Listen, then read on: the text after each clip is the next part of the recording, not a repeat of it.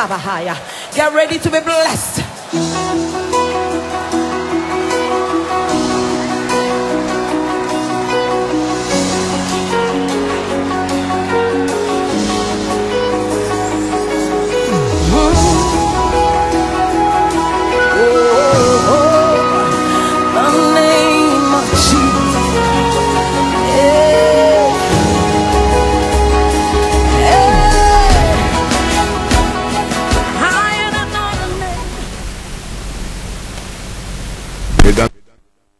Bonjour, nous sommes une fois de plus très heureux de vous savoir nombreux devant vos écrans de télévision pour communier avec nous pendant 1 heure sur notre émission, votre émission, Le Temps du Règne. Je voudrais vous souhaiter déjà une bonne heure d'écoute et surtout installez-vous, prenez votre Bible et préparez-vous à voyager avec nous au travers de la parole de Dieu. Mais avant tout, permettez-nous de vous inviter, comme d'habitude, à nous incliner pour la prière afin de présenter ces moments à notre Seigneur. Prions ensemble.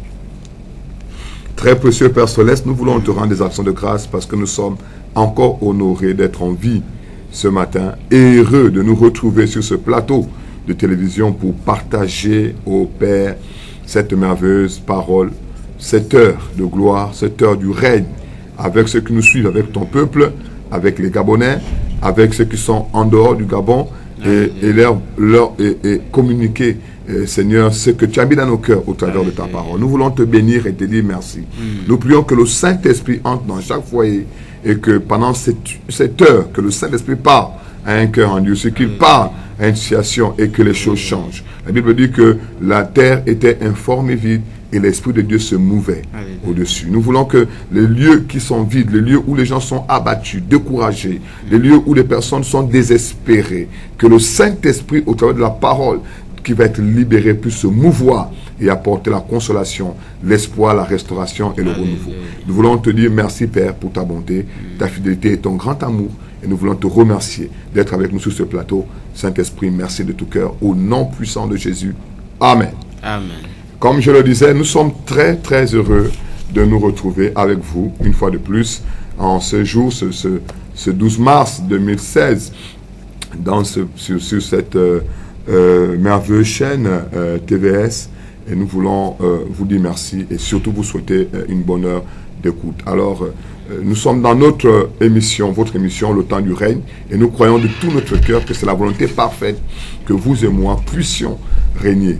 Que nous puissions régner dans la vie, que la grâce de Dieu, la puissance de Dieu, la gloire de Dieu soit manifeste à notre égard, de telle sorte que nous soyons des témoins vivants de la manifestation de la gloire de Dieu, des témoins vivants de la manifestation de l'amour de Dieu, des témoins vivants de la manifestation de la puissance de Dieu, des témoins vivants de la manifestation de la fidélité de Dieu. Parce que c'est important de le savoir. C'est pour ça que Dieu veut qu'on règne non seulement dans le siècle présent, mais également dans le siècle qui est à venir. Parce que Dieu a dit aux apôtres par la personne de Jésus-Christ, après sa résurrection, avant qu'il ne parte, il a dit dans Actes au chapitre 1, au verset 8, il a dit, ne quittez pas Jérusalem, mais attendez ce qui a été promis, ce qui vous a été promis par le Père. Il a dit, vous recevez une puissance, le Saint-Esprit surviendra sur vous et vous serez mes témoins. Donc, que vous le vouliez ou non, mes chers frères, mes chers bien-aimés, Dieu nous regarde sur la terre comme étant des témoins. Dans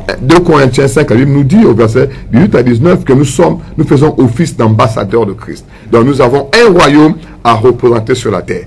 Et la particularité de ce royaume, c'est qu'avec lui, nous régnons. Avec lui, nous triomphons. Avec lui, nous sommes plus que des vainqueurs. Et c'est le désir profond du cœur de notre Père que ces paroles ne soient pas seulement écrites, mais qu'elles deviennent chères et qu'elles s'expérimentent dans notre quotidien.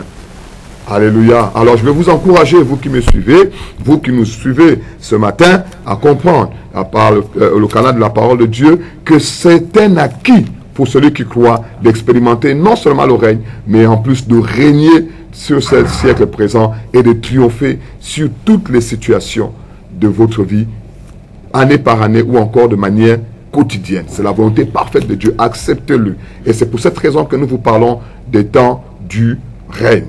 Alors nous allons ce matin, puisque la semaine dernière, nous avons parlé sur un sous-thème très intéressant, comment marcher ou encore marcher dans l'amour pour Dieu. et pour les frères. Et je remercie tous ces bien-aimés et ces frères en Christ qui nous ont vraiment interpellés en nous encourageant, en disant qu'ils ont été énormément bénis par ce message, parce que en général, le message de l'amour ne sont pas souvent enseignés dans nos églises, encore moins à la télévision.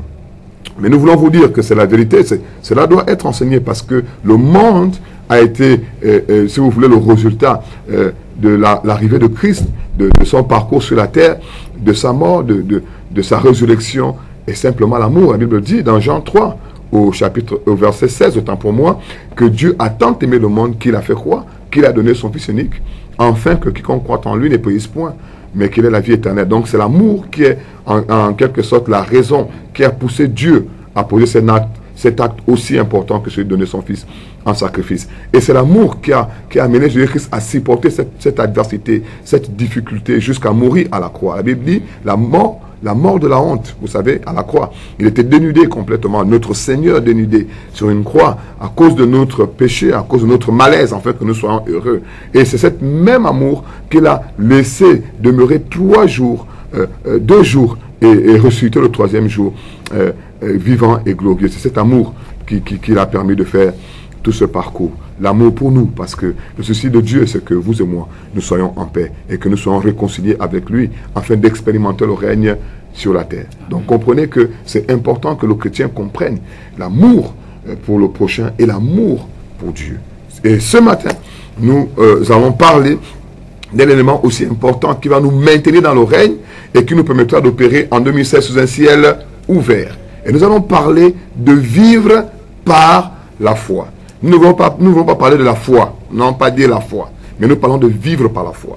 Parce que avoir la foi, ou encore poser un acte de foi, poser une action spontanée de foi, est différent de vivre par la foi. Parce que c'est une recommandation. Dieu nous parle dans Hébreux au chapitre 10 au verset 38, nous le lirons d'ailleurs. Je demanderai à l'évangéliste Brave de faire la lecture pour nous. Hébreux au chapitre 10 au verset 38. Vous allez voir ce que Dieu dit, c'est une recommandation. Qu'est-ce que Dieu dit par rapport à celui qui le suit, par rapport à son enfant? Qu'est-ce que la Bible nous dit par rapport à la foi? Qui ne sera pas seulement une action spontanée mais qui va devenir pour nous un style de vie. Qui va devenir un style de vie, une pratique quotidienne. Alors, est-ce qu'on peut lire ensemble ce que Hébreux 10 au verset 38 nous dit? Alors, Hébreux le chapitre 10, le verset 38 nous dit: et mon juste vivra par la foi, mais s'il se retire, mon âme ne prend pas plaisir en lui.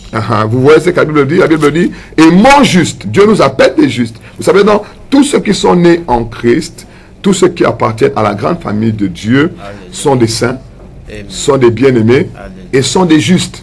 Pourquoi? Parce que toutes ces qualités, ces particularités nous ont été imputées par la mort et la résurrection de Christ. Donc, Dieu vous regarde comme étant un juste, Dieu vous regarde comme étant un bien-aimé, et Dieu vous regarde comme étant un saint. Ce sont les différentes appellations dont nous jouissons. Et ce sont les vérités, parce que pour Dieu, nous le sommes exactement. Alors, il dit ici, et mon juste vivra par la foi. Il ne dit pas que mon juste va poser des actions spontanées de foi. Il ne dit pas que mon juste de temps en temps agira par la foi. Il ne dit pas que mon juste de temps en temps fera des prières de foi. Non, la Bible dit, et mon juste vivra par la foi. Ça voudrait dire que Dieu nous demande d'avoir un style de vie. Et que ce style de vie soit une vie de foi, une vie par la foi. Il dit par la foi. C'est-à-dire que tout acte que nous poserons sur la terre, nous le poserons par la foi. Parce que nous croyons que ce qui est posé par la foi, le résultat est toujours positif et est une bénédiction. Donc comprenez, et c'est pour cette raison que je veux également demander à l'évangéliste Brave de nous faire la lecture aussi d'Hébreux, d'abord au chapitre 11, au verset 1. Parce que je veux expliquer un tout petit peu c'est quoi la foi. C'est important de vivre par la foi, mais c'est aussi important de savoir qu'est-ce que la foi. Parce que beaucoup ont entendu parler de la foi, mais ne comprennent pas très bien c'est quoi exactement la foi. Est-ce qu'on peut lire ensemble Hébreux au chapitre 1 au chapitre 11, autant pour moi, et nous lirons également le verset 1 et aussi le verset 6. Allons-y. Alors, le livre d'Hébreux, le chapitre 11, le verset 1, il est écrit: or, la foi est une ferme assurance des choses qu'on espère, une démonstration de celles qu'on ne voit pas. Oui, il est écrit: or, la foi est une ferme assurance. Donc, comprenez que Dieu nous dit que la foi, c'est une ferme assurance. Alléluia. Une ferme assurance du fait que Dieu, ce qu'il dit à notre sujet, à votre sujet, ou par rapport à une situation, il l'accomplit toujours. La Bible nous dit dans le livre de Nombres, au chapitre 23, que Dieu n'est point un homme pour mentir, ou encore le fils d'un homme pour se repentir. Ce que sa bouche dit, sa main a le pouvoir de l'accomplir. Ce même Dieu nous parle encore dans Jérémie au chapitre 1. Il dit ceci à Jérémie, il dit Jérémie, je veille sur ma parole pour l'accomplir. Il nous parle encore dans Ésaïe 55, à partir du verset 11, il dit que de la même manière que la pluie et la neige descendent sur la terre pour l'arroser, la féconder et lui permettre de porter du fruit afin de donner de la nourriture aux semeurs. De cette même manière, la parole de Dieu ne retourne pas à Dieu sans avoir produit l'effet pour lequel elle a été envoyée. Donc Dieu veille sur sa parole pour l'accomplir. Or la Bible nous dit que la foi est une ferme assurance de cette vérité, une ferme assurance de cette réalité, de ce fait que Dieu veille sur sa parole pour l'accomplir. Il dit donc que la foi est une ferme assurance. Il ne parle pas seulement d'une assurance, il parle d'une ferme assurance. Alors quiconque veut vivre par la foi doit s'exercer à avoir une ferme assurance, c'est-à-dire peu importe la situation, peu importe les circonstances, peu importe l'adversité, que cette personne soit ferme, tout en sachant que ce que Dieu dit à son égard, ce que Dieu dit comme étant la parole qui va changer sa situation est une vérité, et que cette parole s'accomplira. Pourquoi? Parce qu'elle ne retournera jamais à Dieu sans produire l'effet pour lequel elle a été envoyée. Ça voudrait dire que chaque parole que nous recevons doit repartir, rendre témoignage du résultat. Et Dieu voudrait que quand nous vivions par la foi, que chaque parole que nous allons accepter et recevoir dans une situation quelconque produise un miracle, produise un résultat positif, produise quelque chose qui nous amènera à avoir une vie meilleure et à demeurer dans le règne. Parce que je crois que c'est la volonté parfaite de Dieu. Le Seigneur n'a jamais dit qu'on n'aura pas d'adversité. Le Seigneur n'a jamais dit qu'on n'aura pas de situations confuses. Il n'a jamais dit qu'on n'aura pas des oppositions. Non, il ne l'a jamais dit. Dans Jean, au chapitre 16, verset 33, il est clairement dit, vous aurez des tribulations dans le monde, mais prenez courage, j'ai vaincu le monde.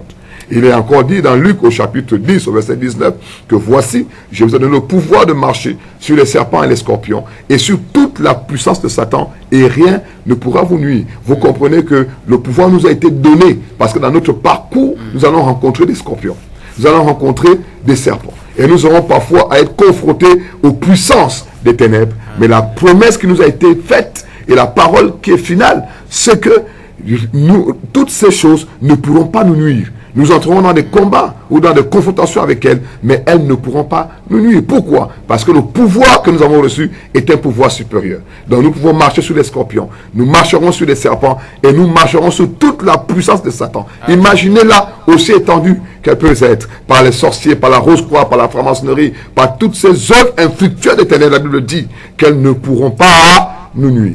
Donc vous comprenez que vous avez besoin de la foi pour vous tenir sur ce terrain. Vous avez besoin de la foi pour accepter cette parole de manière quotidienne.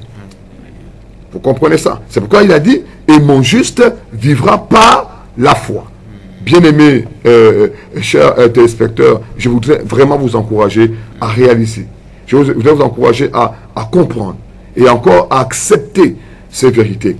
Et surtout, à les mettre en pratique. La parole de Dieu n'a pas de fait si vous ne la pratiquez pas. Si vous ne l'acceptez pas et ne la mettez en pratique, elle n'a pas de fait. Donc cette foi-là, c'est une ferme assurance de choses qu'on espère.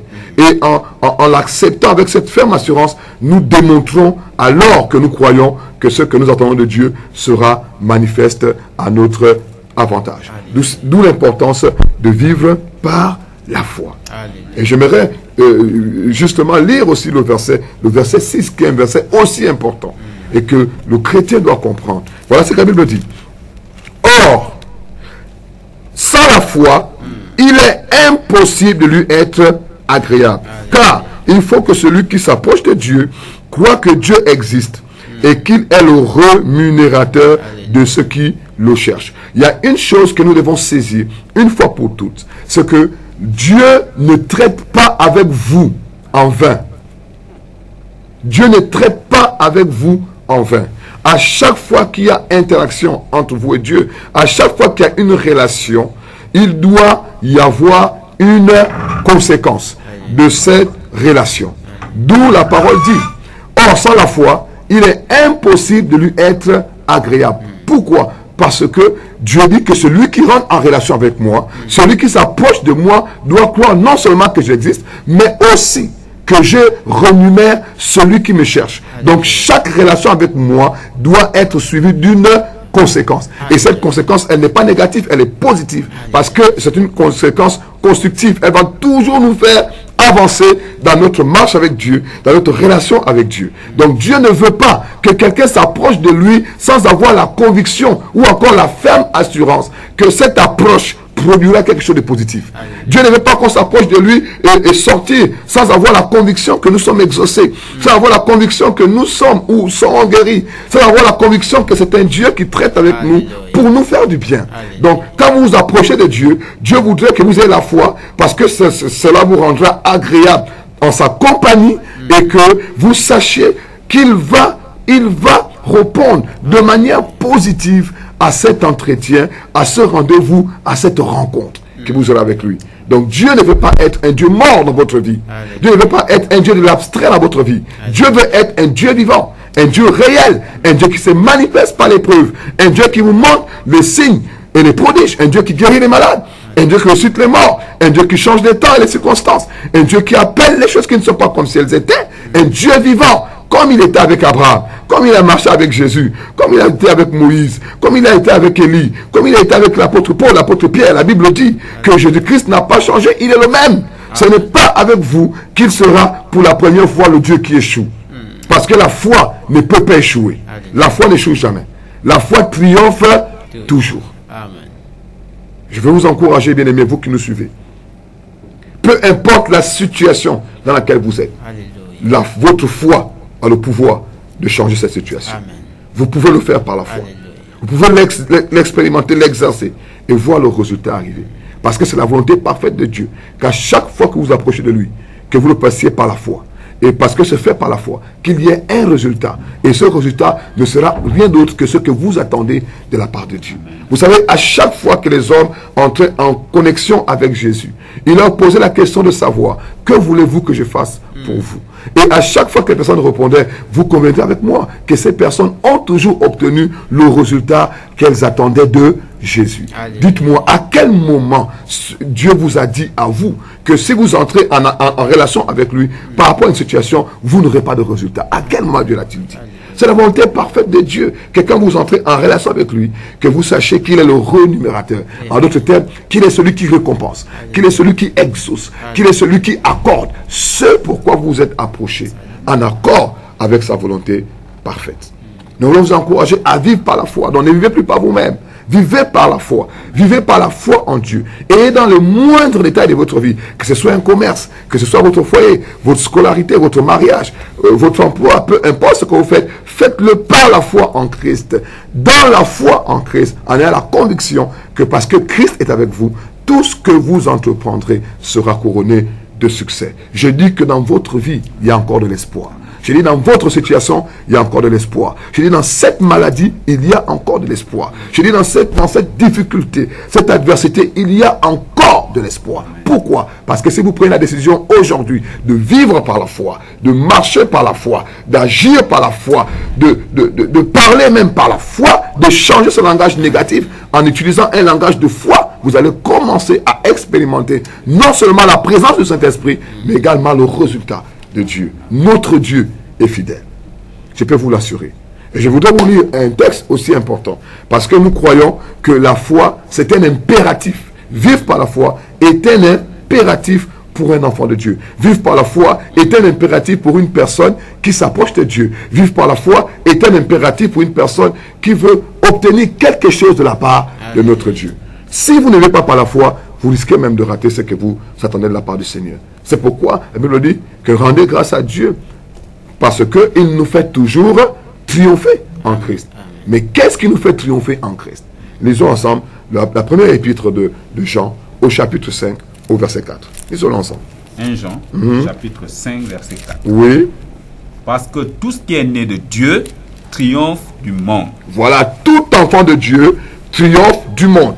Tous ceux qui ont accepté Jésus-Christ comme Seigneur et Sauveur personnel triomphent du monde. Écoutez-moi, bien-aimés, ce ne sont pas des utopies, ce ne sont pas des choses abstraites, ce sont des vérités établies, ce sont des lois, des principes spirituels qui ne changeront jamais et qui s'accompliront toujours et qui manifesteront des choses formidables à ceux et à celles qui croiront en ces paroles. Il dit ceux qui sont nés de Dieu. Donc si quelqu'un a accepté Jésus comme son Seigneur et son Sauveur personnel, si quelqu'un a accepté de marcher avec Jésus-Christ, de suivre Jésus comme il nous a dit, suivez-moi, et de mettre en pratique ce qu'il a dit, de vivre par la foi, cette personne, la Bible dit qu'elle est née de Dieu.